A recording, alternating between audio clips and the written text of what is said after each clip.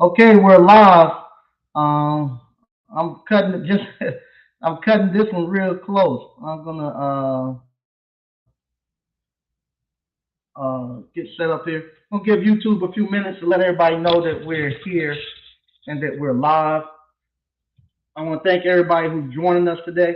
I just had to run over from the ice cream parlor. Uh, believe it or not, it's picking up, and I have just as many people who come over to the ice cream parlor now. We are extending our hours to 8 o'clock, but quite a few people now know that on Mondays and Thursdays that I do actually the live stream. So people know that I'm coming here to do the live stream, not be at the ice cream parlor. So I have people actually stopping by. I had a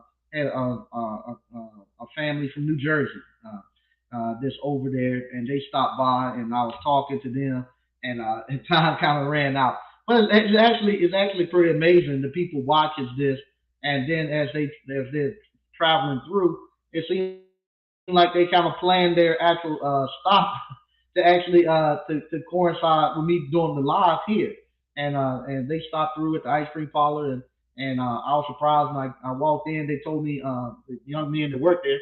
They said somebody wants to meet you, and I go there. It's a whole family from New Jersey, and they watch the show. They might be over there watching it now, but I want to thank them for actually coming by, and I enjoyed the conversation and stuff that we had.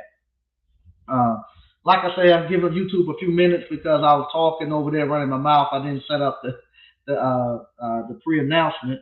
But tonight we're going to be talking about the actual mini camp. What exactly is this mini camp, and what you can expect to get out of this mini camp. Well, this mini camp that we're going to be doing, the first one is going to be April the 23rd. Going to be down. I'm saying Atlanta, Georgia, but it's going to be at the Encompass campus. It's going to be their open house. So not only will I be there, you're going to have Appliance Alliance there. You're going to have other people other than myself, doing classes and stuff. And it's free to any and everybody.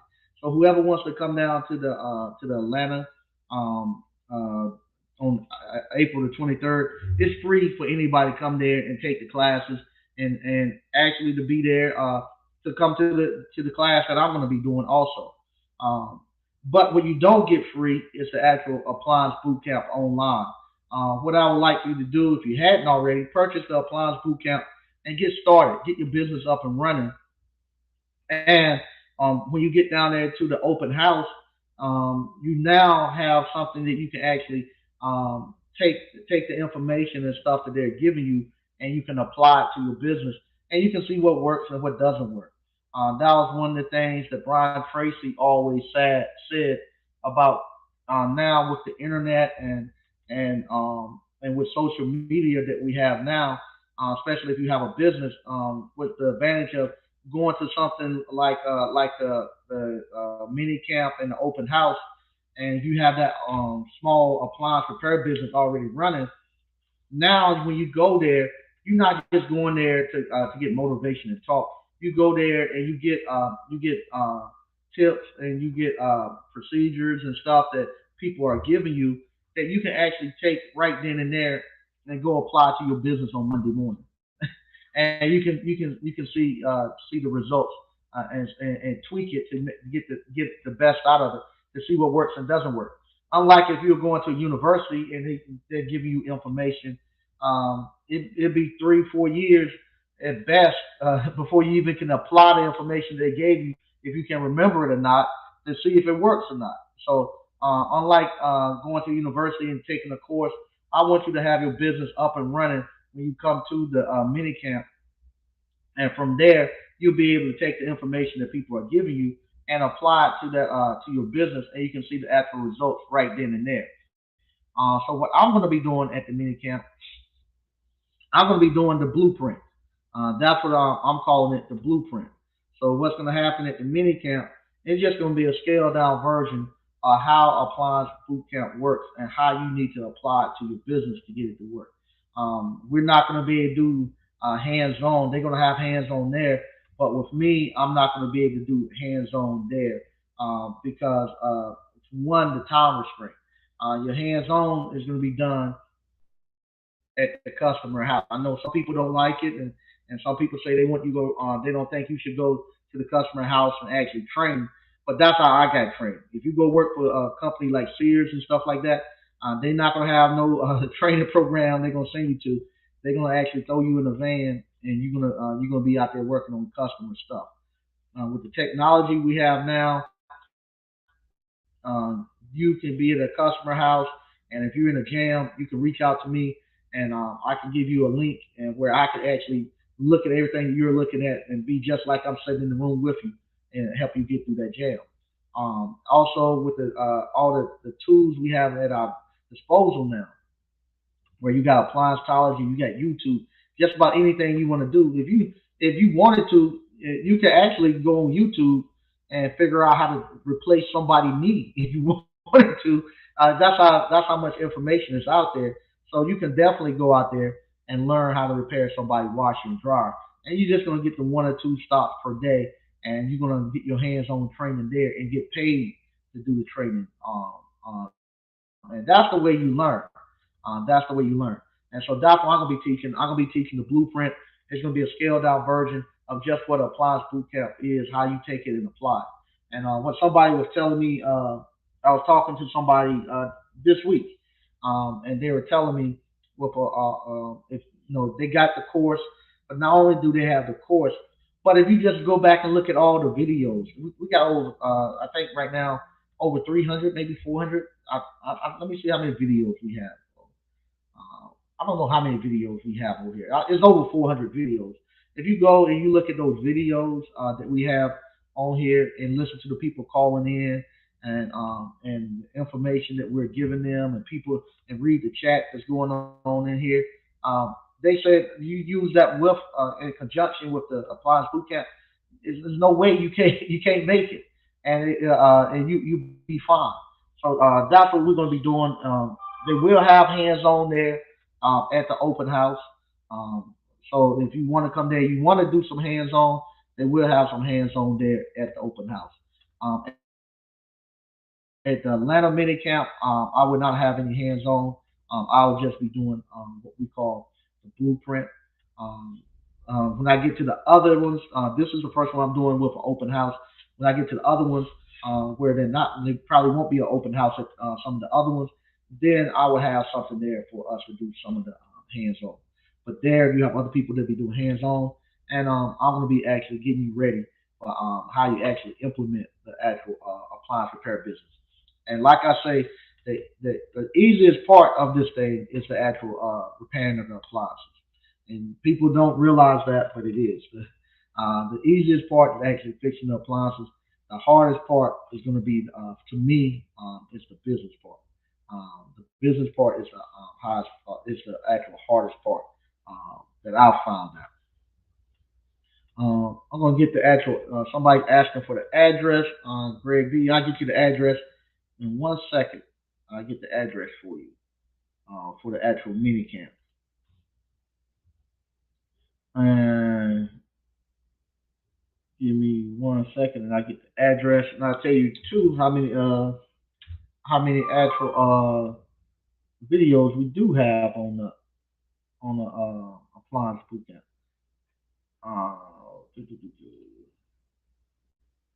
Uh, it's not telling me how many videos. There's someplace I can go see how many videos they got.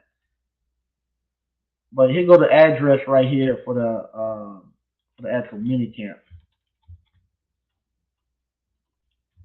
This is the address right there for the mini camp.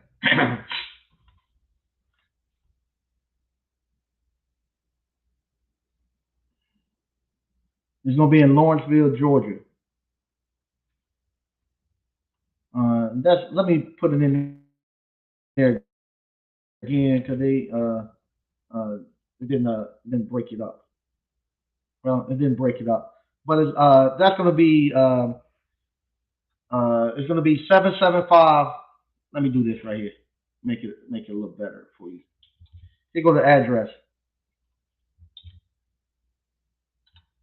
right here for the actual mini camp, and it's gonna be excuse me. It's gonna be on the April the 23rd. That's the actual address. And like I say, with that, you get the if you bought the mini camp, you get the appliance boot camp online for $500, and you can actually take that information that you're gonna get for that $500, and you can actually make your money back in one day. Yeah, it's ridiculous. You can make your money back in one day. Also, next week, um, he hasn't confirmed, but we have I've actually had three people now that since I talked about the guy from Canada. We now I've had three people that reached out to me that bought the appliance boot camp in Canada, and it worked for them. And I'm gonna have one of the young men on next week to actually tell us the kind of the different nuances in Canada versus the U.S. and how the appliance boot camp actually how he actually got it to work. 'Cause they, for them, starting their LLCs and all that stuff is a little bit different than what we have here in stateside. So he's going to come talk to us and tell us the differences between starting an appliance repair business over in Canada. But he used the appliance boot camp and he said it worked, and he's doing well with it. So he'll be on next week to talk about that. So that's pretty much what we're going to be doing. We're going to be doing appliance boot camp. I'm going to be talking about going from beginning to the end. Now that you have looked at the videos at appliance boot camp, now you have got your LLC. I'm going to go over the LLC. How go over got your EIN.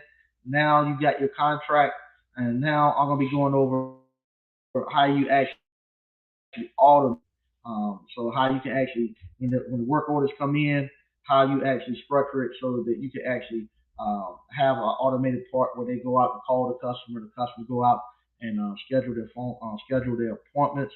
I'm gonna be going over the actual billing, be going over the five bank accounts, be going over how you actually pre-game, and I don't know if you all, a lot of the third-party warranty companies are sending out their call commitment form. I need to go sign mine. Matter of fact, I'll go sign mine now. No, I'll wait till I get off. I can get do it now. But they're sending out the call commitment forms. Let me see.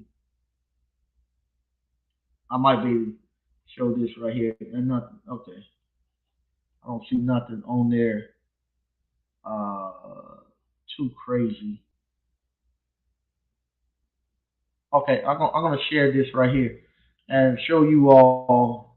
All right, I'm gonna share this screen right here to kind of show you all how I come up with my 250.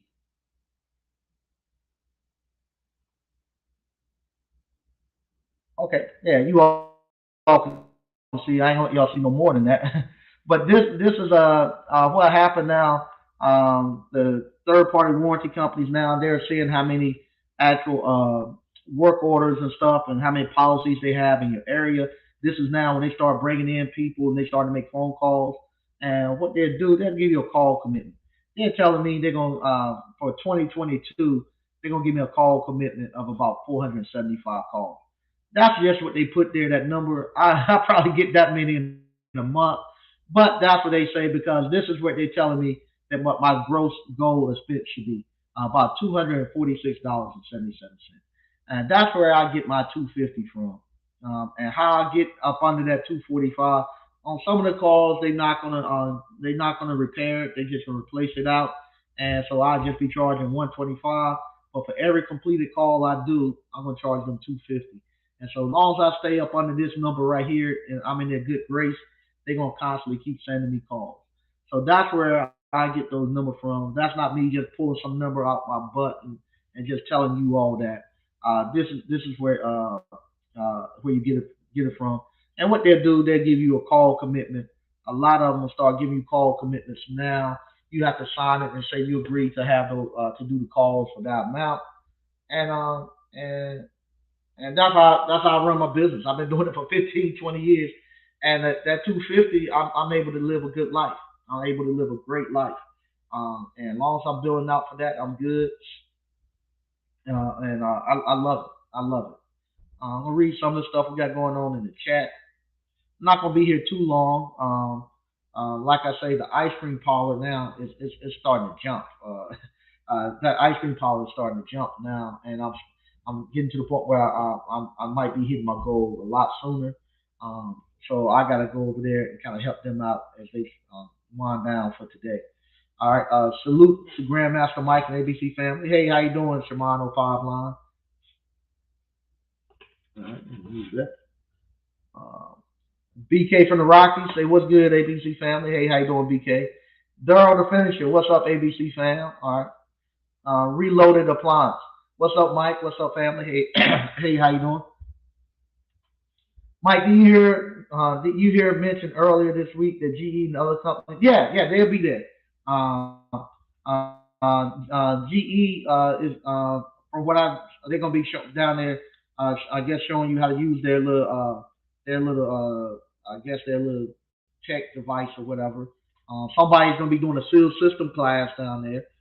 Appliance Alliance. I saw man, I saw that they're gonna be there. We got pollen falling down here. I don't have that.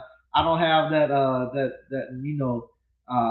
but they got the pollen. The pollen worse than the COVID down here. So pollen is starting to fall. But yeah, those companies will be there. I'm also be bringing my ice cream out there. So I have my ice cream there. I'm gonna bring about maybe 4 or 5 flavors from my ice cream parlor down there. So you'll be able to get some of my ice cream. Blue collar brother, what's up, Mike? What's going on? I'm the one from Fayetteville to call you. Oh, okay. All right. Thanks, man, for reaching out. Yeah, yeah. Yeah. He called me. He's from Fayetteville, and he's gonna be coming back up. He's right down the street from me. And he paid for the live maybe about 2 years ago, but he hasn't had a chance to come up yet. So we're gonna start back doing lives here after I do my five different cities. So he'll be coming up here. Hey, what's up, Quentin Hyde? Hey, Mike and ABC fam. Okay, Mike, are you able to sell COD seal system jobs to customers? Yeah, yeah. I sell quite a bit of them to customers. Um, especially now, especially if I can get the compressor. They get the compressor for free. They what you call it? They pay the 850 for me to install it. So LG give them the compressor for free, and they got the compressor there. I installed, but yeah, I do quite a bit for CODs. Matter of fact, I want to thank Valerie. Valerie is one of our alumni, and not only she's one of our alumni, but Valerie has paid for maybe three people, three of her subs to actually come through here, and and and so she sent me a lot of the seal system jobs that they do, and I feel sorry for her because I keep telling her, sending a sub here to me might not be the best thing because I teach them the actual how to start a business. So usually after they come work for me, come here to the class and they come to the live, usually short after that they moving on. But she said she send the people to me because I get the results and she's okay them coming working for a year or two with her and then moving on. And but I want to thank her because she does send us quite a bit of work and she's doing a great job. She's doing a great job. Maybe one day I can get her on. But she's one of the young ladies here in our area. She's right here in the Raleigh Durham area. Greg B, what's up? Yeah, I just put the address to the mini camp in. What's up, DCNF? He said, "What's good, Mike and ABC fam?" Okay. My app. What's up, Mike and ABC fam? Mike, when Slick said you have to pursue appliance repair, he was right. I've been trying to get on with third party warranty company for 5 months, making progress. Yeah, you do. This is something. It's just not gonna fall into your lap. It's something that you have to actually pursue. And man, I said I was going to stay away from this topic, but one day I'm going to have to talk about it because, like I say, what happens we get introduced, we get a push from going to. I've done some interviews on different channels, and we get introduced to a new audience that hadn't heard it from us. So now those new audience are coming in where you all were 2 years ago, and they got the same questions, and I'm having to deal with the same things again. Where now the girlfriend or the wife or whoever is having to call and ask questions for these grown men, and I just don't like that. The questions I'll let them call and actually pursue it because I want the men to actually be able to call and want this thing. I don't want the women to be pushing them because most of the time when the women are pushing them, or granted, some of these guys they want it, but they think they have to have a woman to actually go verify it. I had one call me. If you listening, I'm not picking or anything because we even talked about it on the phone. Um, no, he got his girlfriend to call and ask me questions to see if I was scamming or not. If what I was saying was true, she's going to verify. And I was telling her, why he doesn't call. He got to call. She said, yeah, but he asked me to do it. So I'm just asking questions because a lot of people selling courses on the internet and stuff. And no, I want to make sure it's not a scam, and he want to make sure it's not a scam. And so, no, the same question: why they not getting a certificate? I don't give a certificate. I want to teach you how to get a job. So we're going through those same things. But for us African American men, that's the only ones where I get where the women call and have to get out in front of them for that. We gotta take the initiative to actually be leaders and pursue this stuff. You can't keep pushing the women out in front to figure this stuff out for us. You got to be the one who takes control and lead this thing. It's gonna be hard to run a business. It's hard to run a business and be second fiddle. You're not gonna be able to do it. And no, I see a lot of times, especially with this stuff now, with especially amongst us African American men and our women, where they're arguing about this high value and the men want the women to submit and this and that. If you don't, if you ain't got enough in you to call and just ask the questions that need to be asked to figure out if this guy on the internet is real or not, it's going to be hard for you to get her to submit and follow you to do other stuff if you keep pushing her out there in the front to be the leader. Same thing. These guys who call and I tell them, you just take the online course and go out there and start doing appliance repair. I'm too scared to go out there and fix somebody appliance. If I tell them, you don't need to go get a job. They want to know can they come ride. I'm getting the same question. Can I come in there and ride with you for 2 or 3 days? I'll pay you. Or can I come down there and just shadow you for a day or two? No, just go out there and do it. Well, I'm afraid if I go to somebody's house and I can't fix their washing machine. And that I have yet to understand. And a lot of the guys that's coming through here, they've had they a lot of they might have a felony and they'll spend some time in state facilities and federal facilities and stuff. And we the group that makes this thing no snitching and uh, snitches get stitches, and we the ones uh, with the rap music. We're gonna shoot you up, we're gonna beat your brains in, and we're gonna do all this stuff. But we're afraid of a broken washer, a dry. I just don't understand. It's not making sense to me that somebody who could be so assertive and uh, uh, so have so much tenacity over to say I don't care if I put my life on the line. I don't care if I 10, 15 years of my life, because I'm built like that.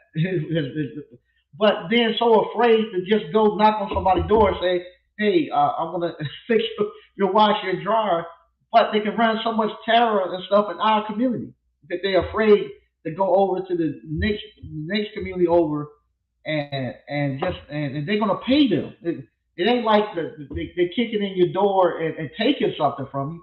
The people are calling you and say, hey, you ain't gotta kick my door in. You ain't gotta do none of that stuff. You ain't gotta run no scam on me or nothing. I'm calling you. Come over to my house. I'm gonna pay you $85 to tell me what's wrong with this washing machine. And all you gotta do is just go there and diagnose the washing machine and get $85. And then if you fix it, they have to give you a couple of $100. That's more money than you're gonna get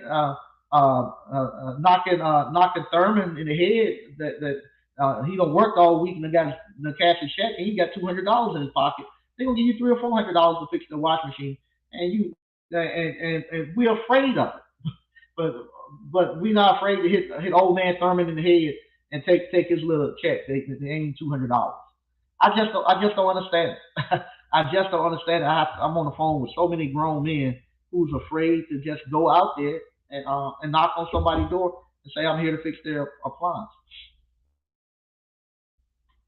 Out there winning. See, that's the thing. Business is universal. Kind of like music is universal. Once you know how to play an instrument, and you can play music. It doesn't matter. It's universal. Same thing about business. Once you know business is universal. No matter where you set it at, you can do business. And same thing I tell people about writing code. Once you know how to write in one programming language, you can write in any programming language. It's just gonna be the syntax. It's gonna be different. You know what you need to do. It's just the syntax is different, and that's pretty much what he's telling me with the appliance repair business. There, it's pretty much the same. We just got different syntaxes and a little bit different stuff that they have to do, but pretty much everything else, the basic core of doing it is the same. What's up, Terry the electrician? Hey, how you doing? Patrick Young. What's good, Mike? And what's good, ABC family? Hey, how you doing? This is another thing. Let me see if I can share this too. See if I can share this for you. 'Cause I get this question a lot too. Um, and this question is what he's doing is is there's nothing wrong with it. Let me see if I can find it. I get this question 1,000 times. Okay, I'm gonna see if I can share this right here real quick. Let's see here. Give me a second. I'll see if I can share this. I get this question people ask me. Okay. Um, I don't see nothing wrong with what he have here. This right here is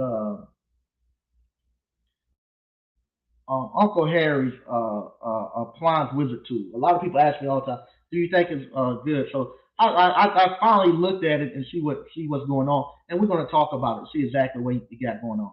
And Uncle Harry is somebody that for many years I used to tell people all the time to go look at Uncle Harry videos to get an idea of what appliance repair is all about. He's done a lot of great things in our industry. So we look at this.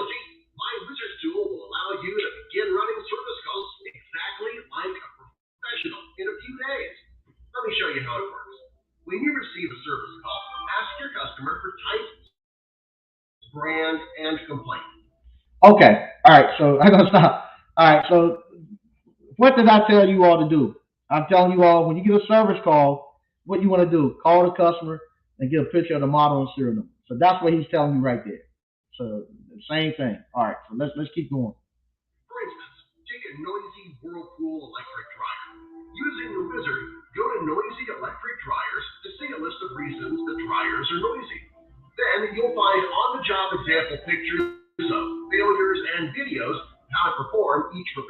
It's really easy to use. A second example is a dishwasher that will not drain. Again, you will find example pictures and solutions. Hundreds of failures are covered. Another portion of the wizard will show you how to open all types of appliances. Okay, so what his wizard is doing is what we call when I used to program, it's called a GUI, GUI, graphical user interface. So all he's doing, you getting the model and serial number, and he's actually just taking that information that you type in there, and he's going and he's pulling the information off of a server that he got service manuals on. What you see in pictures there, those are actual service manuals. He's just pulling it and looking for keywords and then displaying it to you. So it's the same thing I'm telling you all to do. Just to go get the service manual, read the service manual, and it'll tell you exactly how to fix it. But some people are don't believe it when I tell them to do it. But that's all. That's all. It ain't but a couple. Ain't but a couple ways to fix it. The only way you're gonna know how to fix it, you're gonna have to go get the service manual and read it. Now, if you're too lazy to read through and find out what you're looking for, then somebody would pay you, would put something together and take your money and actually go out and just search it and scan those words that you're looking for, then pop them up to you if you're too lazy to read the whole thing. So we're gonna keep looking at this. Appliances. The wizard includes a library of the newest to the oldest, with over 6,000 files on all models currently in use. It's like having dozens of repair encyclopedias right in your hand. It covers all the basic models, all the newest exotic appliances, plus a great deal more. Best of all, it is yours forever and needs no internet or Wi-Fi to operate. This tool is invaluable to anyone serious about starting their own appliance repair business.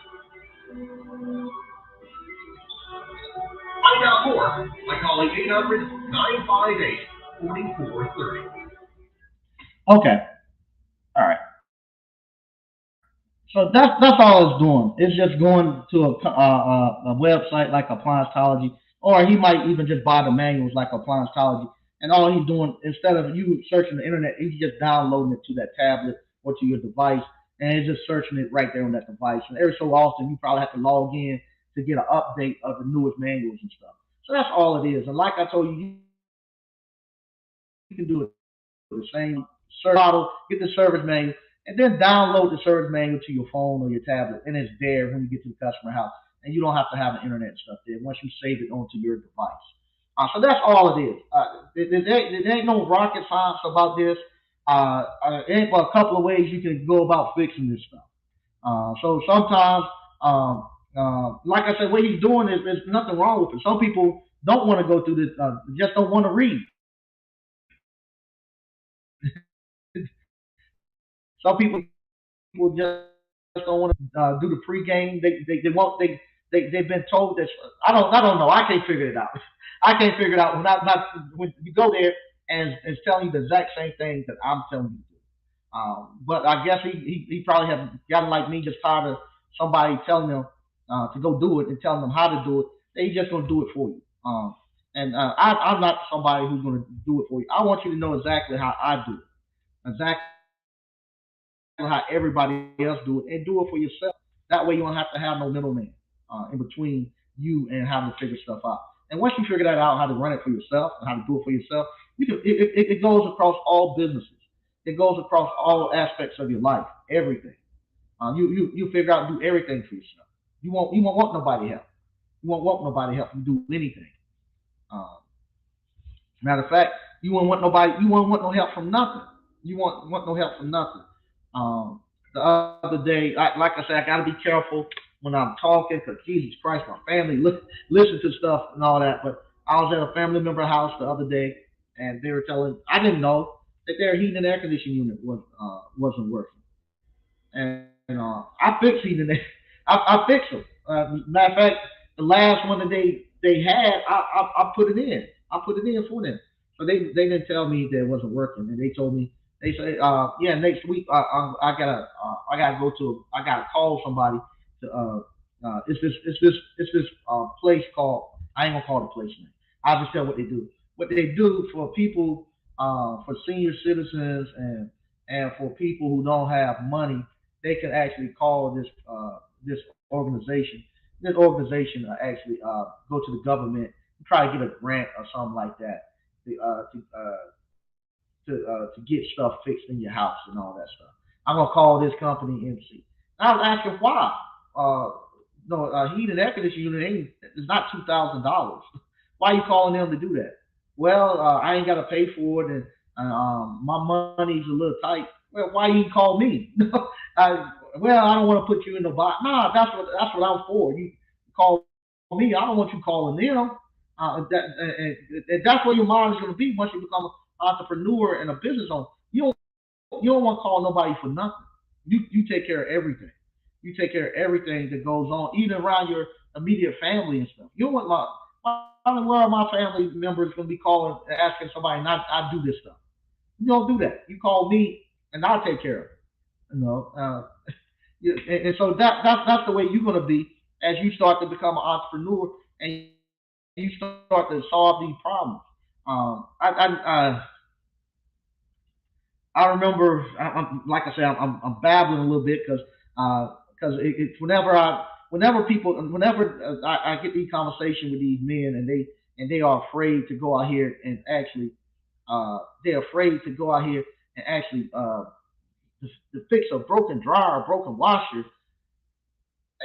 My mind goes back to Katrina when Hurricane Katrina came, and I was so mad about the whole situation. But what really pissed me off, I would see I would see our people sitting in the house, and, and I would see other races of people walk up. They no, they not swimming and they not riding the boat. They walk up into the house pulling the boat. So they walking in the water pulling the boat. They get to the house and they get a whole family, set them in the boat, the man included, get in the boat, and then they walk away from the house pulling the boat. But they'll say, why they just didn't get out and walk in the water? Or when I saw the Superdome, I saw all those men sitting there at the Superdome waiting to get fed, wait, waiting for shelter, waiting for something to drink. And you got all these women and children who's trapped in the houses. Why the men ain't going back? Why are they sitting there? Why are they not going back out there with the rescue teams pulling people out and trying to rescue people? You had all those men sitting there just like kids, not doing anything. And I don't know what has happened to us where we got to this state where you're afraid to go fix a clothes dryer, where you're afraid to call me and ask me simple questions. And you got to put the woman out in front to call me and ask me questions about a course that you want to go. And sometimes I wonder maybe he ain't got the money. He got to go to her, and she's trying to figure it. Kind of make it feel almost like that's their mom. I ain't got the before I spend this money, I'm gonna figure out what you trying to do. Maybe lied to me so much. I ain't figuring this stuff out, and sometimes it pisses me off. Pisses me off. Same thing. I remember doing that when Freddie Graves, I think that's his name. The guy in Baltimore when they killed him and they start burning Baltimore down, and then they get to this church. The church they were trying to get some type of building built up there so that some type of homes for homeless people. Somebody, some other place like CVS or somebody had paid the money to build the place, and unfortunately it got burned down. And you got 30 or 40 men standing out there, and they crying, it burned down. Who's gonna build it back? You build it back. You got 30 or 40 men. You can build it back. You can build it back in no time. Or the thing where in Africa we ain't figure out how you can dig a well, a water well. All those people over there have not. The men there have not came together and say, "Hey, why we got to have these churches full of all these white men in these churches got to come all the way from the United States, come all the way across the water over to our continent to dig a damn well." At no point in time We ain't figure out. Let's buy enough, save our money and buy us a rig to dig wells, and we dig our own wells. But we got to stay here and wait for them to come here all the time, do everything for us. Same thing in our communities. We don't want to build anything. We don't want to take the initiative to do anything. And we got to get out of that. We got to get out of that, and we got to start. We got to get back into the skill trade. It ain't no ifs and buts about it. You ain't gonna be able to finesse your way around. You got to get back into these skill trades so you do have the confidence and you do have the ability to fix it. Um, Lord, like I said, I have to be careful talking and for what I say, people listen, and I ain't trying to be mad, and I ain't picking or anything like that. But at some point in time, you're going to have to learn, or it's going to cost you. I'm at the point I can't be doing everything for everybody. I admit I have I have a lot of skill sets. That's because I go out there and do it. I try to figure it out. Unfortunately I had a friend that had some problems with plumbing, and I knew what was wrong and I knew how to fix it, but I wasn't gonna go fix it. And I wanted him to fix it. I wanted him to fix it. And for several days they called, asked me could I come fix it. I can't come by there. I wanted him to fix it. Eventually, he decided he's gonna call a plumber. That's fine. It cost him about $600 for about 15 minutes. He called back said, "I can't pay $600 for 15 minutes for somebody to come and fix it." Well, you better learn how to fix it yourself. You either pay the $600 or you learn to fix it yourself. But the problem is you don't even try. You don't even try. You don't even, and how I learned.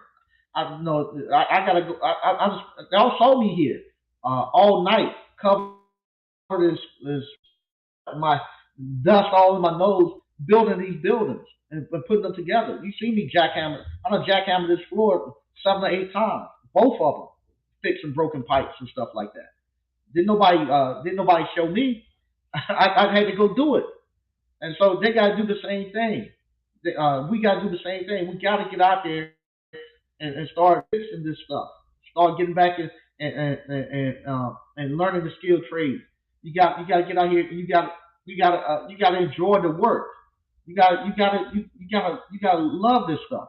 You can't. You're not going to be able to finesse your way through this thing anymore. Even the people selling courses now, that gig is almost up. Or you ain't even be able to finesse nobody and tell them you're a business owner and you ain't got no business. We now we're looking, and we know what business look like. I think I don't figure it out. I think YouTube done throttled me back because everywhere I go, I don't care who platform I go on or what shows I do. I'm not going to get no more than about 500 to 800 views per show. So if I can go on somebody, I know if I can look at somebody else, I go to somebody else's platform and they getting 30 or 40 views every time they put up a video.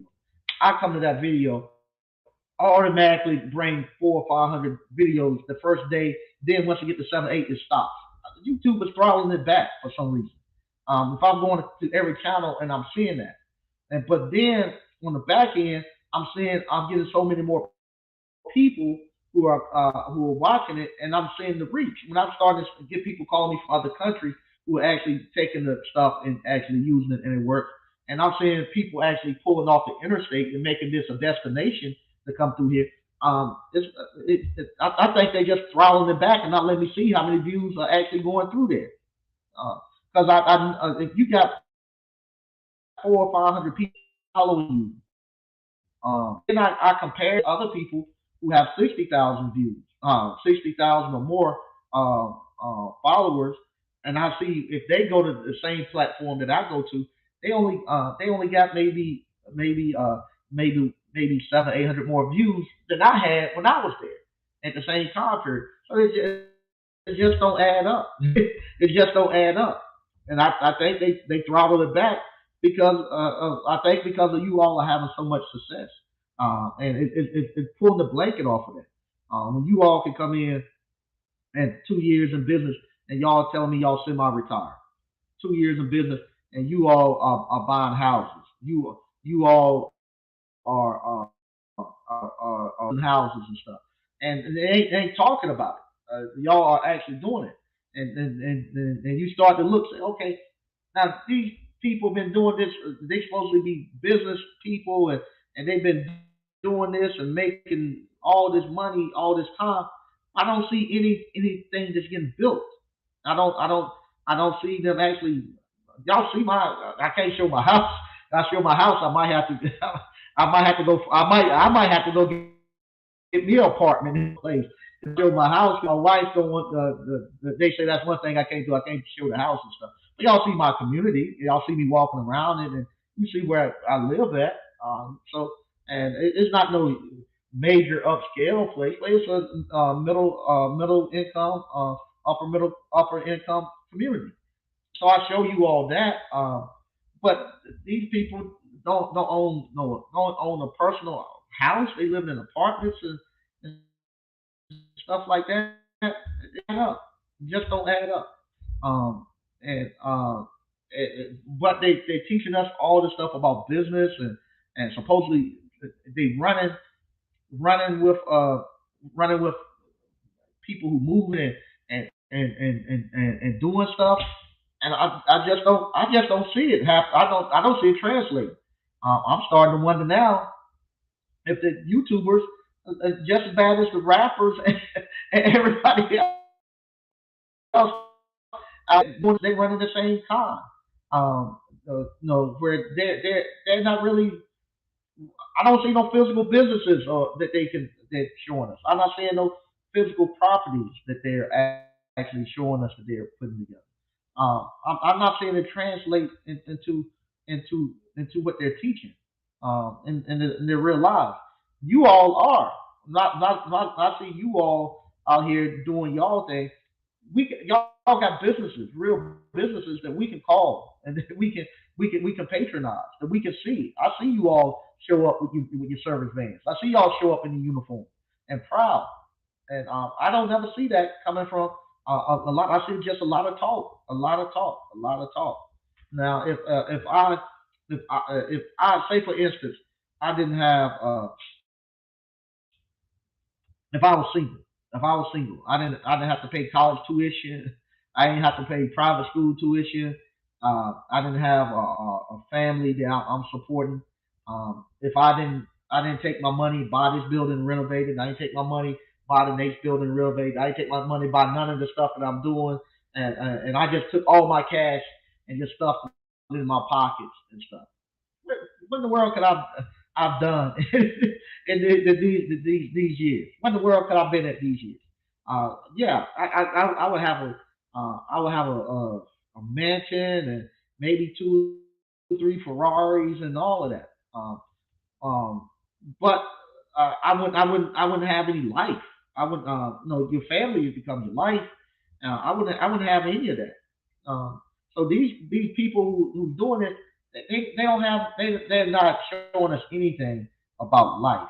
Like I say, they're not raising families. They're not paying for no private. No, they talk about, oh, you want your kid to go to private school. It's gonna be this amount of money. You have to make it. How you know? You never made not one private school. You have never sent not one kid to private school and have never made a private school payment to a private school. So how can you tell somebody what private school is going to be like? If you never had a wife that didn't have to work, how do you tell somebody what it's going to be like to have a wife that doesn't have to work, or to tell a woman what it's going to be like if she meets a man and he tells her that she's not going to have to work? Well, you never put a woman in that position, so you can't. But we'll listen to that. We'll listen to that. But then somebody who supposedly I've done all of that. I've put my kids through private school. You see me go out there and count the money to pay tuition, and I posted the bill. I paid cash for my kids to go to college, and I do that. But I don't know, but YouTube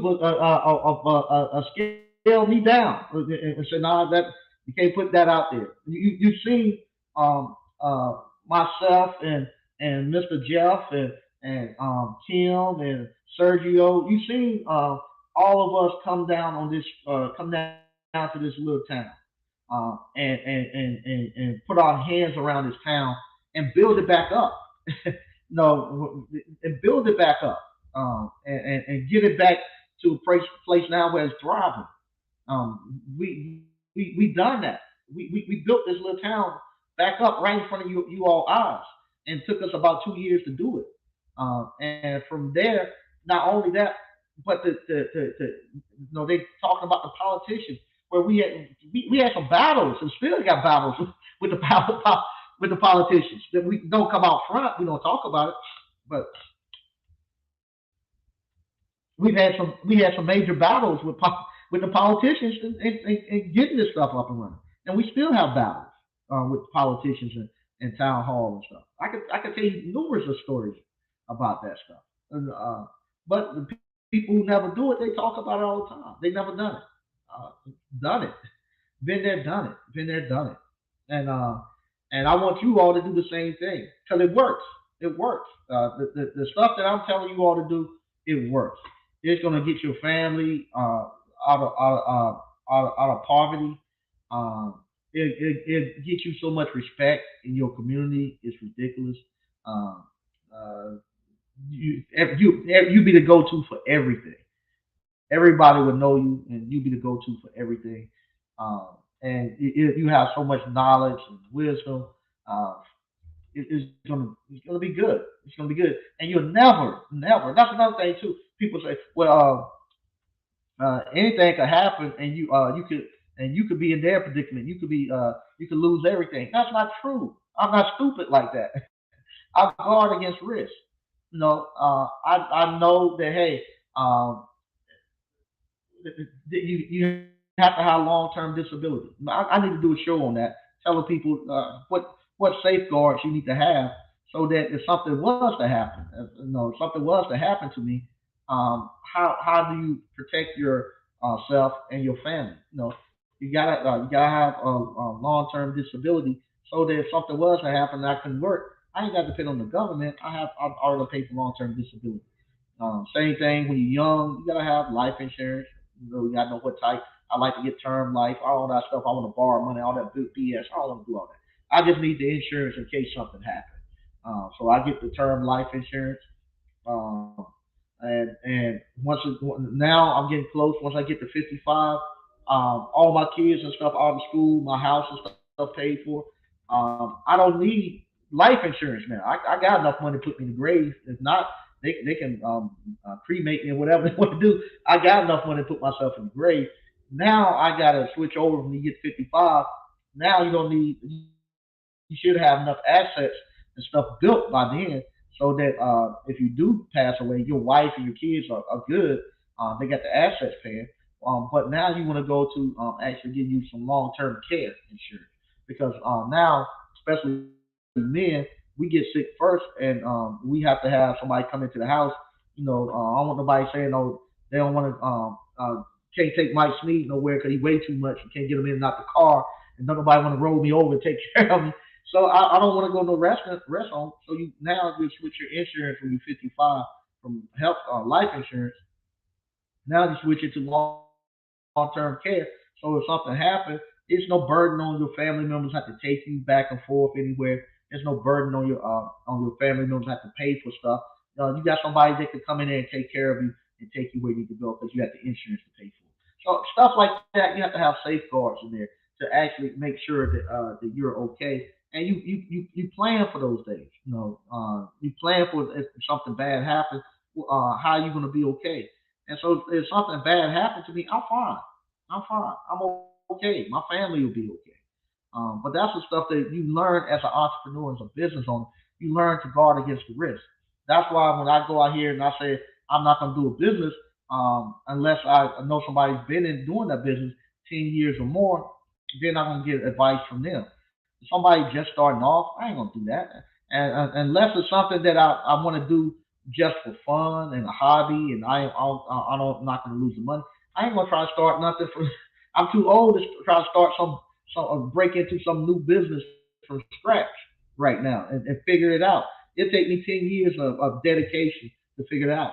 It took me 10 years to figure out this small appliance business, how to run it with one or three men. And so once I figured it out, I can what's it called? I can do this stuff all day. I can teach you all how to do it all day. And it's easy for me to teach you because I've done it for so long, and this is all I've done. I know it. Now it's getting to the point because with Jeff from Mystic Ice Cream showing me how to do the ice cream stuff. Now the ice cream stuff is getting to be something that I can teach people. Like I say, I put several people into the ice cream parlor business, and they're doing okay because I got the information from Jeff, and I just passed that on along, and I ain't got to figure all that stuff out. So I'm gonna read a little bit more. And now that I said ice cream, I just realized I need to go make some flavors. So we'll be good. All right. Paul Brown, what's up, Mike, an ABC fan? Oh, look at there. Look at there. DCNF. He said they did 500K last year. There you go. There we go. DCNF hit 500K. Yep. And see, let me tell somebody something too. Not when you, I say you, we got several people that became millionaires. A millionaire don't mean you do $1 million in 1 year. It could take a couple of years. You can do it in a couple of years. So, no, he do it a year. This year, he a millionaire. He done made $1 million doing this stuff. So yeah, it don't mean you done made $1 million in 1 year and stuff like that. Gross. No, he done 500,000 last year, and he hit five. He gonna do 500 this year and more. He done cracked that million. He done cracked that million. Good job, man. Appreciate that. That's great stuff. Mr. DT91, I'm going to be opening shop soon. Okay, there you go. Yep, congratulations, DC. Now that's good stuff, man. Father figure. All these grown men acting like Tyrese and baby boy. They are. Hey, now I was asking because some guys out here are having trouble selling the seal system jobs to customers. Oh yeah, yeah. If they don't want to do them, that's fine. But yeah, I haven't had no problems doing it. 850. If they go out here and they go look at a new refrigerator, the same one they want is 3,000. Yeah, that 850 be okay. Okay, Mike, at a rest area outside of Baltimore, I met an older white who had an appliance repair uniform on. I introduced myself and teased him about making big money. He said he was struggling and quit. Yeah. Okay. Yeah, he broke because he don't know his value. Yeah, oh my God. I had a. If you listening, man, like I say, I'm not picking or anything. I'm just use your. I just use the stories I have to actually give light to other people. I had uh, one of the alumni was with this a guy who worked for Sears. The guy at Sears is teaching him how to do seal system, and the alumni was telling him about appliance boot camp. And he looked at appliance boot camp. He told me, he said, "Man, I ain't sleep all night. I watched 12 hours of you straight." And he said, "I just can't believe that I've let so much money on the table." He's been working for Sears for about 12 years, and he told me, he said, he had right now for Sears, he had 20 compressors. He was putting in that they had sent him for next week. That's all he's doing right now is compressors, and he didn't know how he could actually go out and start his own business doing appliance repair. And he said he couldn't, he hasn't slept because once he got introduced to appliance boot camp, he says all making sense, and he's going to apply to start get his own contract and start his own business. But that just goes to show that no, a lot of guys just don't know. They haven't been exposed. He's out there, and I told him, I said, just multiply those. He got 20. I think he's doing in the next week or so. Let's multiply 20 times 850. Yeah, that's $17,000 in the next week or so that he could have made for himself. That he just going directly to Sears. So, but he said he couldn't sleep. Hey, what's going on? Solid Steps of Wealth. Good to see you in, Miss Ward. Snitches get stitches and dropped off in ditches. Yeah. Solid Steps of Wealth. What's up, Mike? Hi, the girl. I know. These women, these women coming here not scared at all. But these guys, I don't know what happened. They got them so scared. I don't know what happened. Mike, if I start with the blender program, would that bring in enough work to fund the appliance course?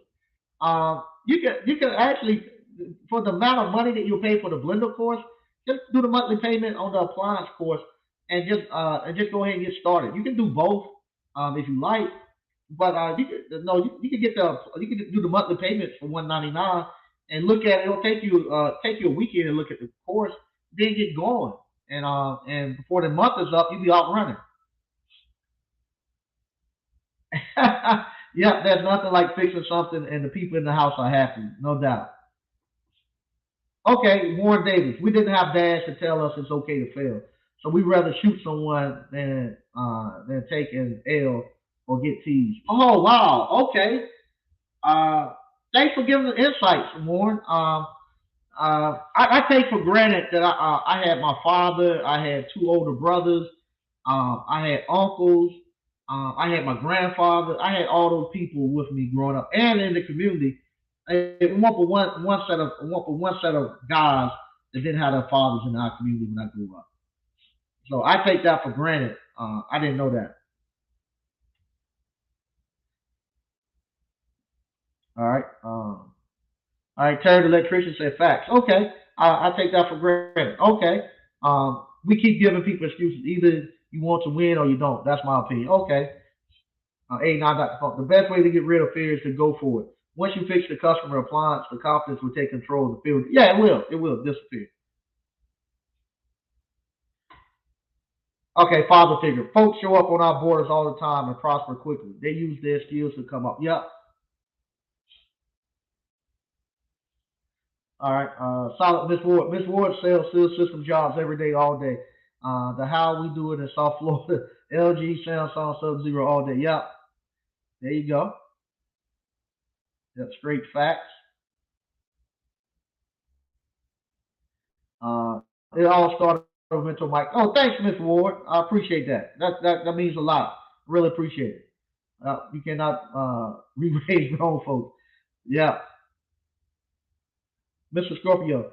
What's up, Mike? Say this Sean from Detroit. Oh, what's up, Sean? Okay, how you doing? I'll be up in Detroit, man. Can't wait to meet all of y'all back up there again. My apps.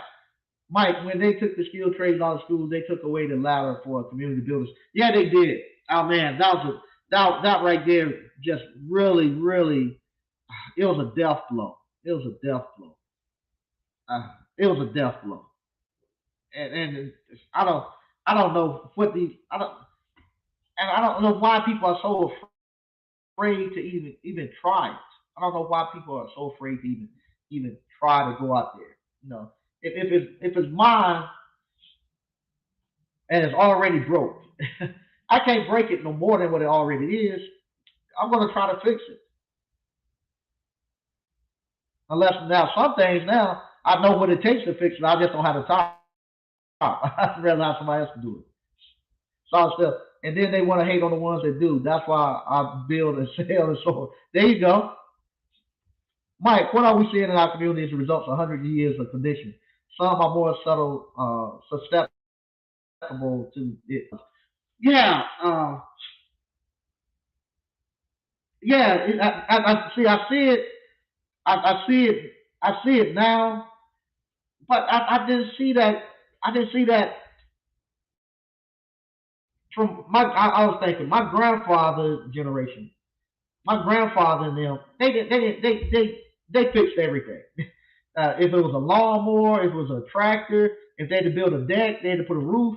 It didn't matter. They fixed it. No, they didn't go to the, they slaughtered their own hogs and we used to put them in as we used to kill hogs, every year.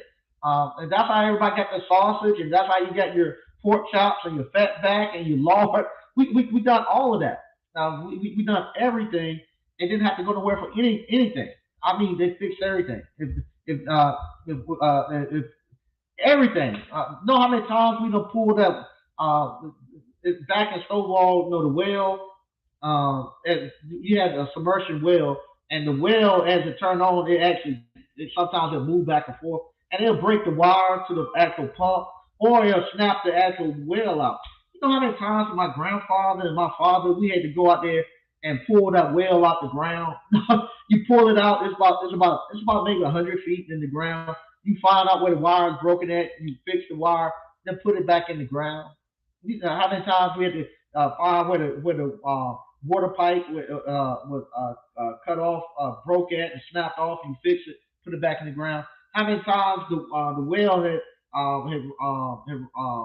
you have the well too far, you have the pump too far into the ground that it actually starts to suck up mud, and you have to actually shorten it up. All that stuff, we've done all of that, and to see a whole state of men can't come together and figure out.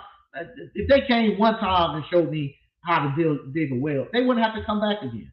But they'll sit there and wait for somebody to go there and dig wells, and they beg us to give $1 to dig a well. Show them how to do it. Let them do it for themselves.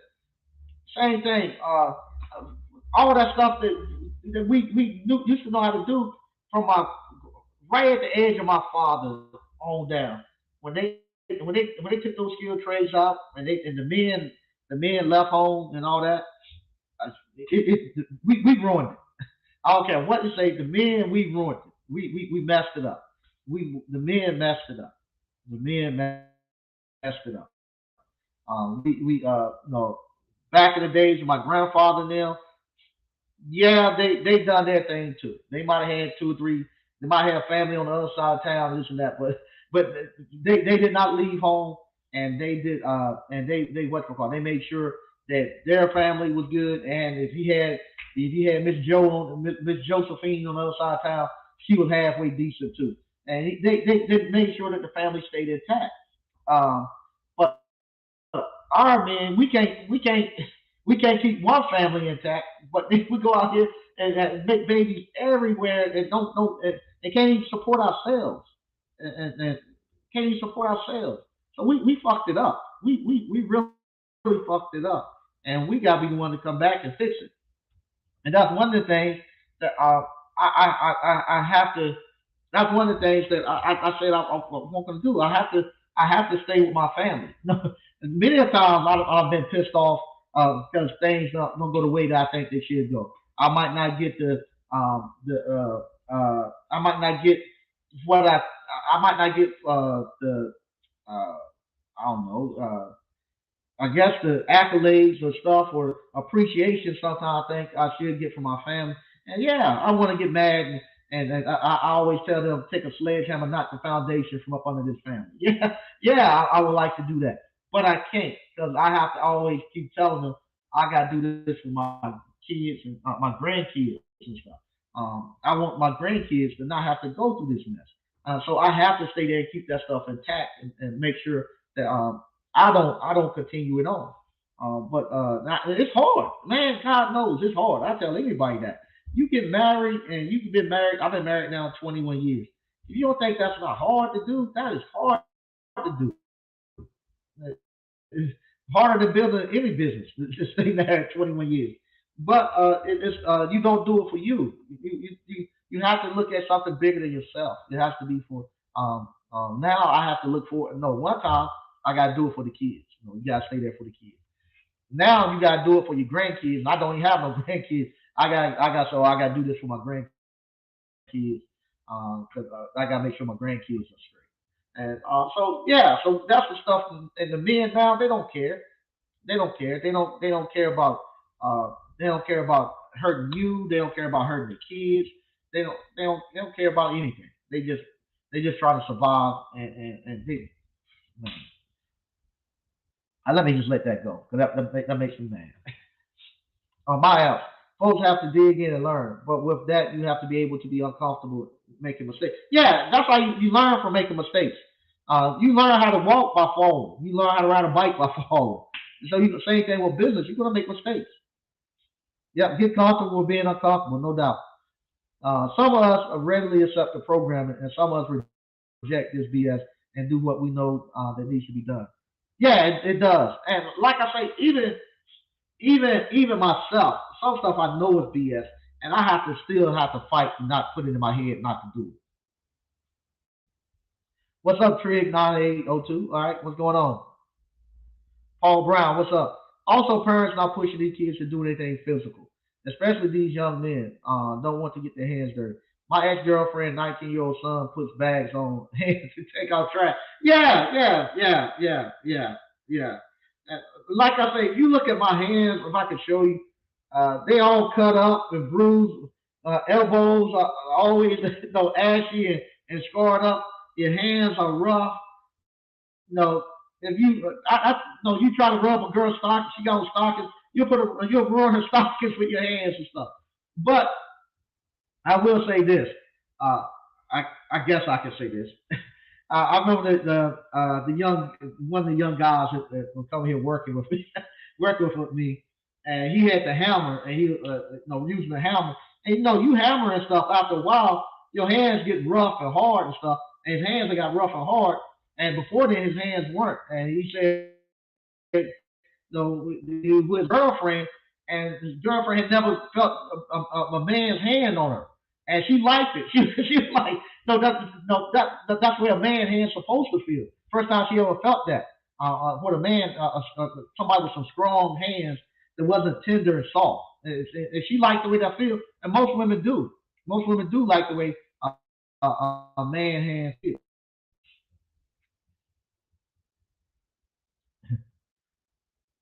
I hardly see young boys watching moms and pop cars and driving. Yeah, nah, they don't do that. Matter of fact, that's with me. I, I watched everybody call my moms, my dad. Only thing he would let you drive was his truck with his. We call it the wood truck. The truck we go cut wood on. That's the only thing you could drive. He wouldn't let you drive his good truck. So you could drive the wood truck. But my mom's car, her car stayed clean. Cause and your aunt's cars and your brothers and sisters' cars, you wash them so they'll let you drive them. So you'll keep them real clean, and they'll let you drive them that Saturday night or whatnot. Yeah, please hit the thumbs up. The YouTubers are actually worse than me. They are. They are. They are getting to be worse. I'm with you, Terry. They are getting to be worse than some of the rappers and stuff. They are. Paul Brown, Terry Electric, it's a sad world, and the future looks bleak for our community. I think you all are doing it. It's funny. It's not the YouTubers. It's not the YouTubers. It's funny. This is what I see up here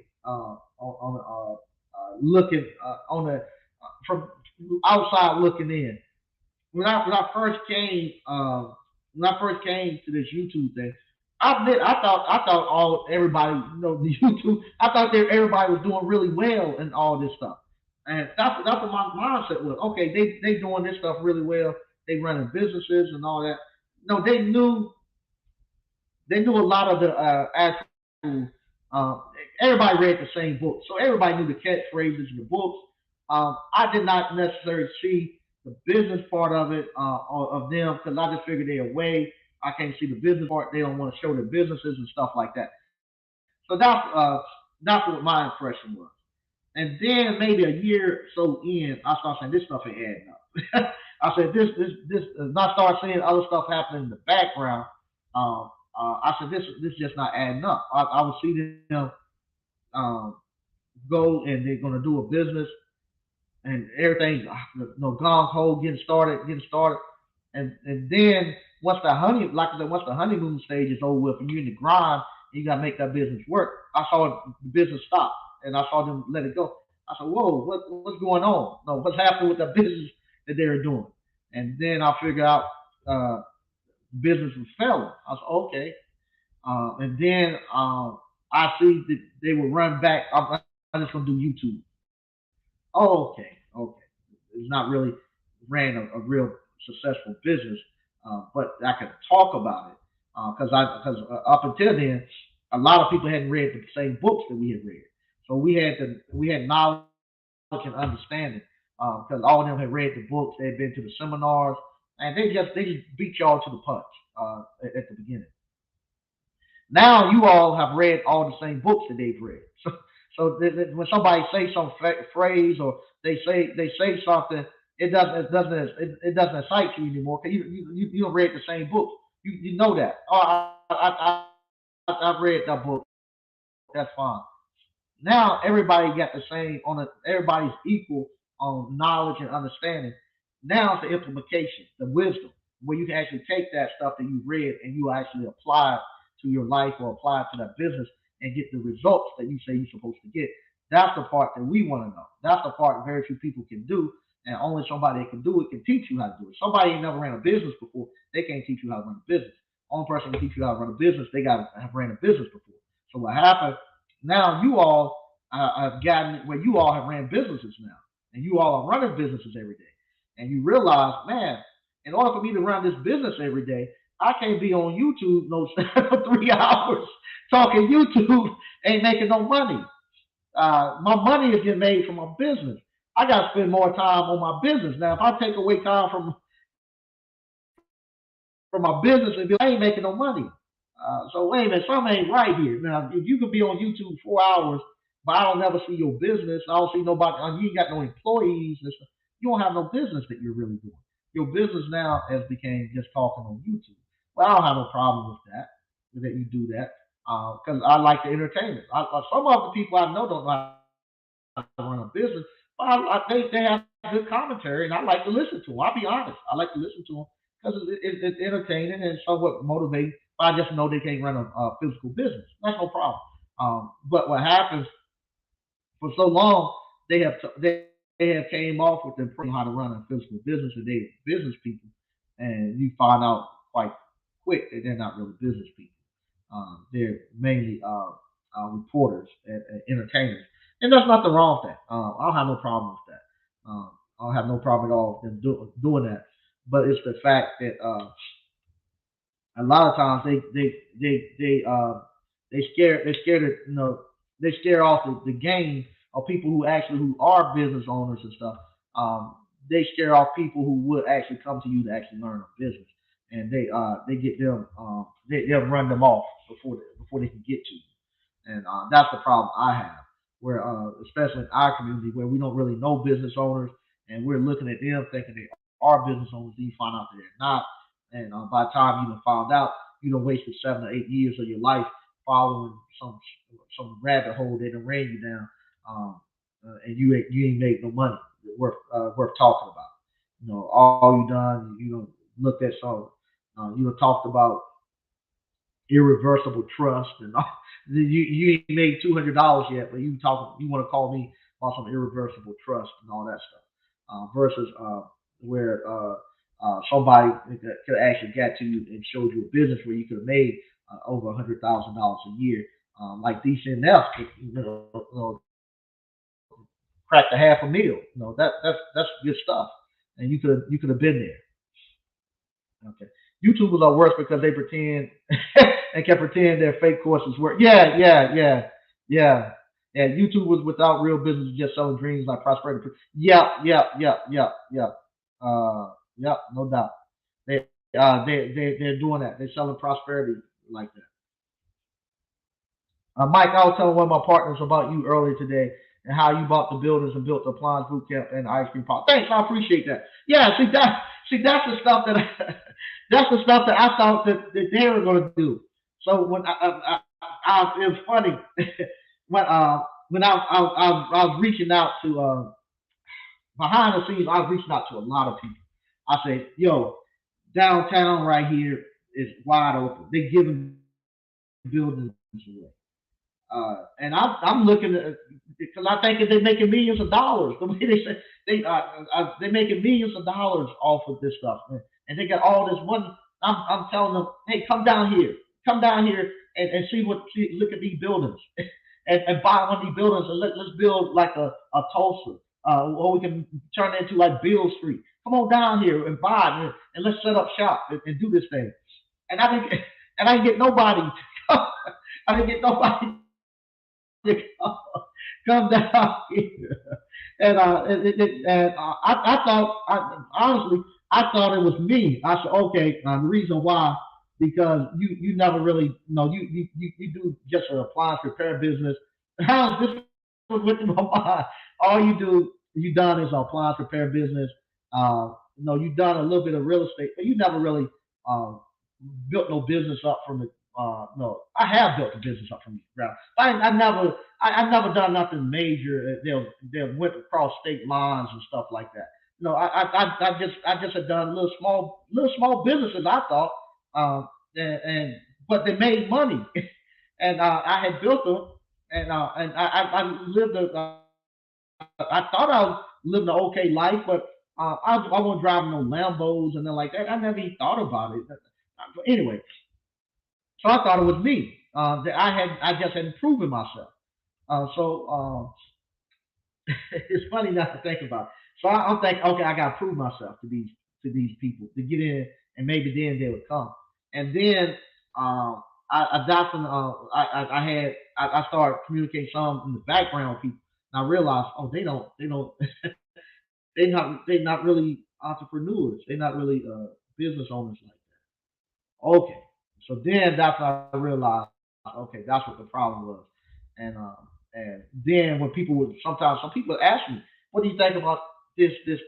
I want to see them start a physical business. If they can start a physical business and run it, then we'll see. Up until because I still wouldn't judge nobody on that. But my thing is, let's just see them come off of YouTube, build a business separate from YouTube, and see if it's successful. If they can do that, then I'll say yes, they are great entrepreneurs. We can say whatever. YouTube is a business. Yeah, it is in somewhat, but it's not something. It's something that you don't never have to do anything on YouTube. To actually prove that you know what you're doing. So what I mean by that, uh, on YouTube, I can be whoever I want to be, and as long as I got a good talk game and stuff, and I can take the money that you all pay me and put a facade up that I actually do these things, and put a facade up that hey, I'm the person that know how to do these things, and you all keep buying my course or keep watching. The more you watch, the more money I get. That type of thing. Versus if you go out here and I tell you my wash machine ain't working. There ain't no facade you can put up. You know that wash machine is broken, and when you got there, and if it ain't working when you leave, you ain't know what you're doing. So there ain't no way you can facade that. Same thing. If I go out there and I tell somebody I'm gonna wire their house, and they tell me I tell them yeah, and I go out there and I do all this stuff, and then at the end the house they go there and try to turn the switches on, and everything kicking breakers, none of the stuff working. They know quick that I don't know what I'm doing, and so that's kind of where we're at. Where oh my god, where we let me see. I was talking to Slick earlier today. This kind of ties in. I was talking to Slick earlier today. And we were talking about, I don't know, we were talking about somebody wanting to do some electrical work. And I was telling him about this guy back home, Mr. Parker. Mr. Parker, he's been doing electrical work maybe before I was probably born. So he's been doing about 50 years. He's been doing electrical work, and uh, you let everybody back home tell you, Mr. Parker, he good. He made this guy Nelson Wilson. He owned Lewis Electric back home. He ran Lewis Electric. He made Nelson Wilson a millionaire. He wired that house. He wired that house. He wired the actual hospital. He wired all this stuff. He ran the whole thing for him, and Nelson Wilson became a millionaire, and Parker didn't get anything. So so I believe that. 'Cause everybody telling me that, and he's been working for the guy for all these years. I never forget. I get my electrical license. First house I'm going to wire, I call Mr. Parker. I'm getting ready to wire this house, Mr. Parker. It, Lord, I shouldn't say his name. Family members, if any family members know, I'm not picking anything. It's just making a statement. So, Lord, I hope nobody comes. I shouldn't say his name. Anyway, we're going to go wire his house. 4,000 square foot house, a huge house. Um, uh, and Jesus Christ, when I told him, I say, I'm gonna put him in charge. I had two guys didn't know what they're doing. I wanted them just to had them just to pull wire, and he's supposed to wire it up. Man, I leave for I leave. They running that for like 3 days. Rough end inspection come. It failed. I know how rough end is failed. I go there. I look. He didn't know what the hell he was doing. He had been all he had done for 40 years was pull wire and staple wire. That's all he done. But as us on the outside don't know what an electrician does and don't know anything about electrical wire, he didn't know how to wire a three-way switch, can do a single pole switch, he couldn't even do a doorbell. So somebody who don't know anything about electrical wire, they looking at Mr. Parker out there pulling wire and working with this guy for all these years and all these job sites, they thinking he know what he's doing. But somebody who knows what they're doing realize quick, Mr. Parker don't know anything about wiring no house. He don't know how to wire the house. All he know how to do is pull wire. The electrician's telling him, pull me a 12 two from this outlet to the other one, and then you staple it up up under the house and come here and staple it up and what's it called? Then you let him. I found out he was great at that. And then all you do, you let him make up the receptacles. You do all the receptacles, but you better not put them in no switch. Let him try to make up no switches, because he'll have your stuff all messed up. And don't put them in no panel box. So what happened? That's what I found out about Mr. Parker. Well, and what happened? Even we start to think, oh, because he's out there doing that, he know what he's doing, and that's why I had to tell somebody this weekend. I had a family member. We had a disagreement, and I had to tell them. They were trying to tell me they knew how to do something. I told them, I said, you just like all these other Negroes I talked to. Y'all done toted bricks, but you think you can build the pyramid. All you done is labor, just toted bricks. You don't know how to build a pyramid. Same thing, all he done pull wire and staple wire. He don't know how to wire no house. And so what happens, that's where we're at with these guys on YouTube trying to tell us about business. They don't know how to do no business. They just done been around somebody who's been doing business, or they bring some people around them who know business and let them do it. So the people they bring, yeah, they're good. The people they bring on and stuff, they use it pretty good. But the person who pulling that wire and stapling that wire, they don't know anything about it. And so that's the same thing with Mr. Parker. That's the same thing with the YouTube people. A lot of times we don't know. If you don't know how a house is getting wired, you think you know what he's doing. But once you know how a house is getting wired, you realize he don't know what he's doing. Same thing. If you don't know business, you think they know business. But once you know business, you realize they don't know much about it. All right. Derek Jackson said, I will be there. Okay. Can't wait to see you. KL2955. Hey, Mike, quick question. Is the online appliance bootcamp course lifetime access? If you get the regular online, yes, but the mini camp is not. The mini camp is just gonna be 60 days. Okay. Decent enough. My wife was at Home Depot the other day and called me and said they had LGs out front. Summertime for the party. Yep. Yep. No doubt. Yep. FDL champ. Thanks for all of this game, Mike. You up? Yeah, it's funny. uh, I had a client bought a LG, man, and swore up and down. No, didn't last 4 years, and cursed and cursed and cursed. Uh, Next thing I know, I go to his house the other day. Damn, he got another LG. I said, "Why you bought another LG?" Well, man, I looked at everything. This look. It's the only thing that really popped the eye about me. But this time I'm okay. I bought an extended warranty on it. I said, man, oh my God, they getting them. They bought another one. I said, okay, I'll see you in about 3 more years. He said, you think so? I said, yeah, I'll probably see you in about 3 more years. Well, I'm okay now. I got extended warranty. But they make them look good, man. They make them look good. They push them off front. Dang, 17,000 1 week is a lot of people yearly salary. Yeah, yeah, yeah. Mike, I got a friend. Okay, let's read this. Mike, I got a friend who's HVAC trainer. I reconnected with him and told him about you. He can do seal system. I told him about ABC and the money he could make. He doesn't believe it. Yeah, nobody believes you, man. Nobody believes you. Nobody believes you. Even even when I post, I know here lately I've been posting like the payouts and stuff. Even with the payouts, they don't believe it. They don't believe it. They just don't believe it. Even even when I show them, I show them everything, they still don't believe it. They don't believe it.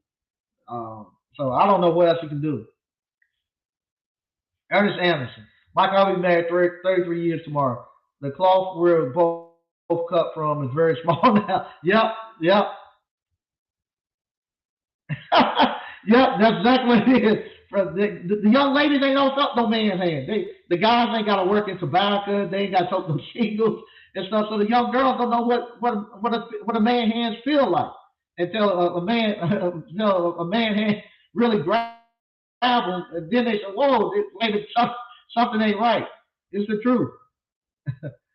I stopped that YouTube real quick when the business said you better get up. Yeah, that's what happens. Yeah, no doubt.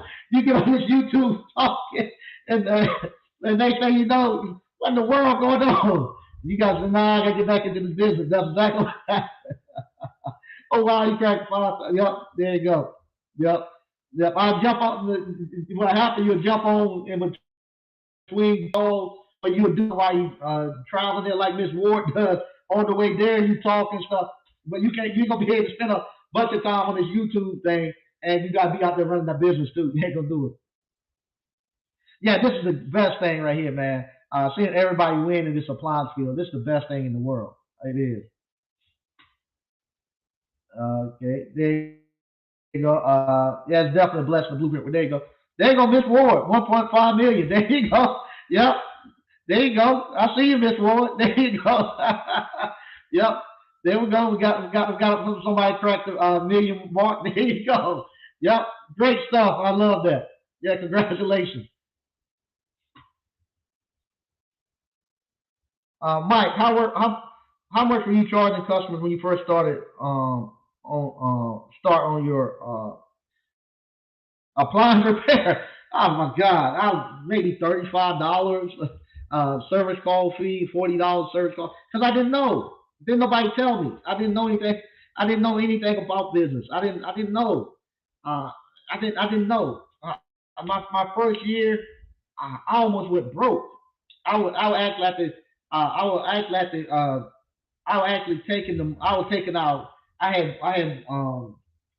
even to today. I don't even have our home account debit card, credit card. Wow. I don't take no money out my home account. I put money in, but I don't even have a debit card for the home account because I had to actually give my debit card to the home account to my wife to keep me from messing it up so much. So what would happen when I first got started, I was buying all my parts and all that stuff out the home account.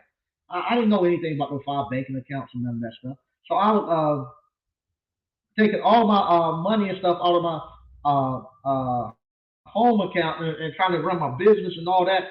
So what would happen? My wife get ready to pay a bill. Where the money at? I had to use it to buy parts. We ain't got no money to pay this. Well, I gotta have it to buy my parts. So it was just making arguments and stuff. And so what I've done, I actually gave my wife the debit card. I said, okay, I don't want to touch the debit card. And we were trying to figure it out. Say, okay, you give me $200 cash, and I'm gonna use the $200 to try to run the business this week. Just trying to figure it out. And I was doing it like that, and it won't making no money. All I was doing was just cashing checks. They'll give me a check, I cash it, and the money will go right back out. It'll just pass them through. And then finally, like I said, I met a guy that owns several car dealerships, and he actually was my first business mentor, and he's the one who told me I didn't know anything about business. And I thought I did. I had a business, so he told me anything about business, which I didn't. At that point in time, I was doing a DBA. I didn't know anything about LLCs. I didn't know anything about tax. I didn't know any of that stuff because I want nobody I could talk to, and everybody else uh, thought I was doing pretty good. Um, and so then after he showed me the business part of it, then that's when he actually told me I need to get into the trade organizations like USA and PSA, and they would actually show me how to actually get my cost of doing business. And then from there, I need to stay there with them and actually get mentorship. So that's when I started going to the USA and PSA. After he had showed me the basics of how business operate, I went to USA. They showed me how to do my cost of doing business with appliance repair. From there, I knew what my amount was, and from there, that's when I got the numbers. My mentor, he was the one who showed me the five banking accounts method, how to allocate my money and all that stuff. So my first mentor, he showed me all of that. So from there, from that time on, man, I took off. I took off. When I met him, I was maybe 28, 28 or 29. By the time I was 30, I took off. I was out the game. I was out the game. I was out the game. Um, and so I was good. From then on, I have never looked back. And so all that stuff that I learned throughout the years, um, that's what I'm giving you all, and that's why you all have been able to have those same type of results. Okay, so student of info. Okay, um, I'm gonna read a couple more, then I'm getting out here. Uh, let's see here, Shimano. How much you pay subs who work seal systems a day? How many jobs will you give them a day? Um, Around here, the subs, we give him $400 to change a compressor, and then most people do maybe two a day. So if he want to do two compressors, he'll make $800 do the compressor. Yeah, congratulations, Miss Ward. Hit the like button. Okay, please do. Mike, I got an offer for $75 an hour with 200 auto limit for a warranty company. Should I ask them to bump it up the limit before I hop on? Seems like a constant authorization required. It's gonna be constant. Yeah, you're gonna be on the phone. That's why people don't like the paperwork, and why people eventually get away from the warranty company. But if this is your first time starting it, take the $75 per hour, and just instead of you building them out an hour and a half, you got to build them out 2 hours to get your money. So you're gonna be on the phone getting authorization, but you're learning, and it's a hassle, and that's why people don't like that paperwork. And that's why a lot of people get away from the warranty companies once they learn the trade. They say, man, forget all that paperwork. They want to go make mainly COD. They want to get their money up front. But if you're just starting off, you can do that. You're just gonna be calling in and getting authorization.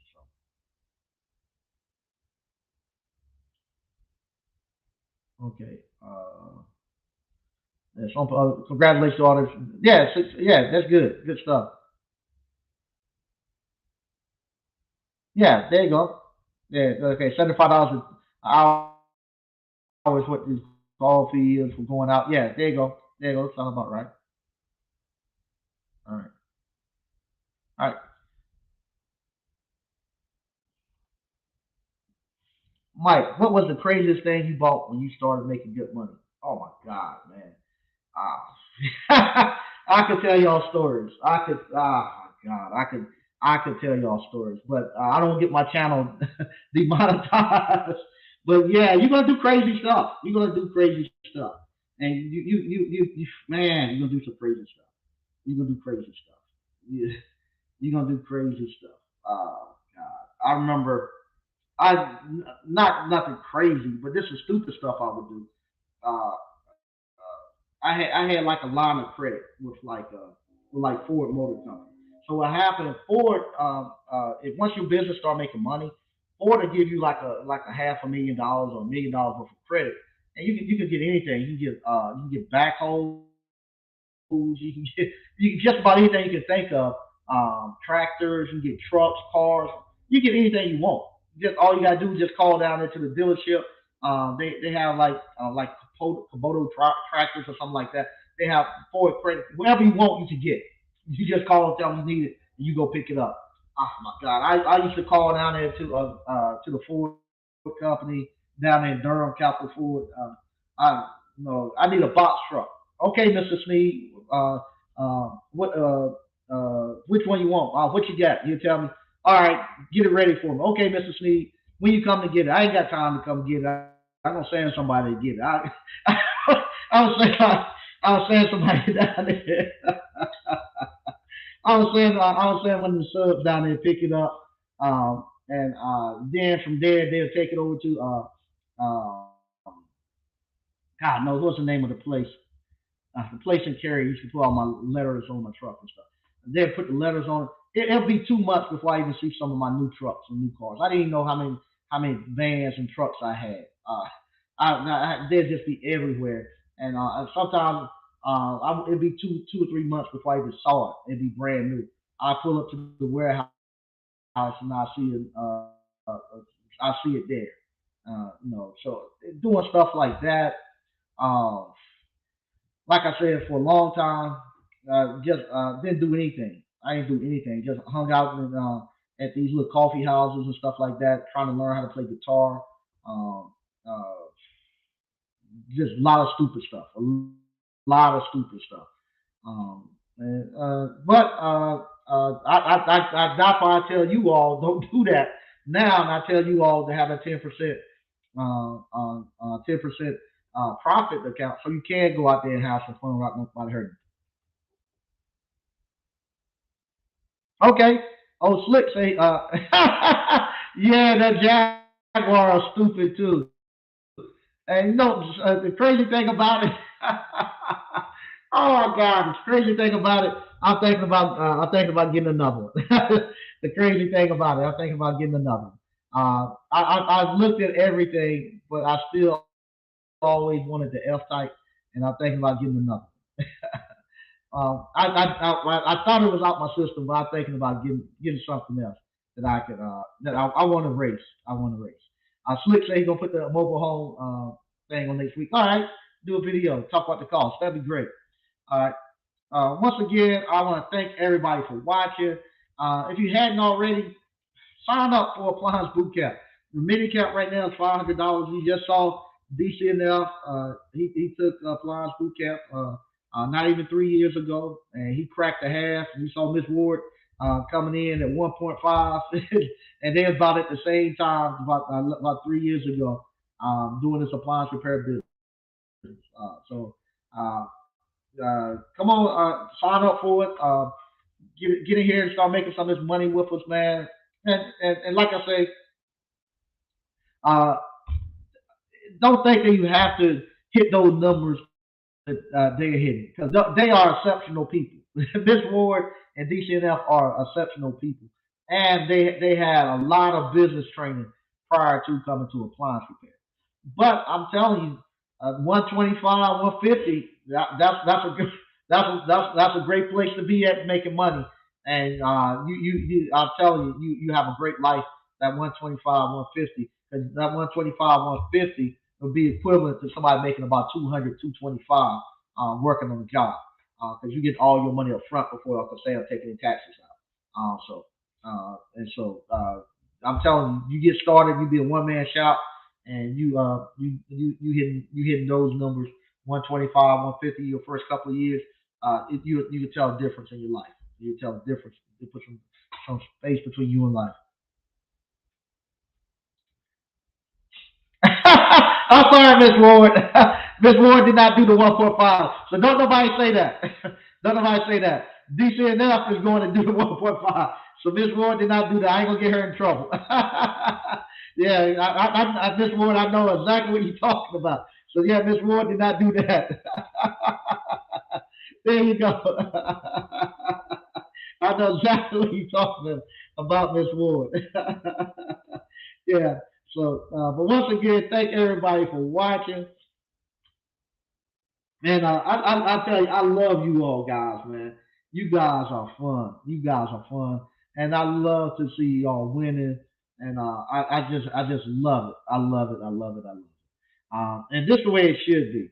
Like I say, it's very few communities that I go out that I go out to, and all of them are like us, where we're winning and having a good time. Nobody hating on each other. Everybody's loving it. Everybody's winning. And we are winning. The young people say we not capping. These we are winning. and there's very few places I can go, and I can see the fruit of the labor of the fruit coming from off that tree. Where everybody's winning. Everybody's winning. Everybody's having a good time, and I love it. And it's something all of us can do, and all of us can make money at. And I just love this stuff. I love it. Once again, I'll talk to you all later. And next week, join in. I'm hoping I can have. Um, I don't want to put his name out there yet because he might not want people to know his name. But we'll have our Canadian brother on next Monday. So that'll be good. That'll be good. What? uh, uh, we lit like your range to be okay. Slick said, DCNF retired last month. There you go. Once again, thank y'all for watching, and I'll see you all on Monday.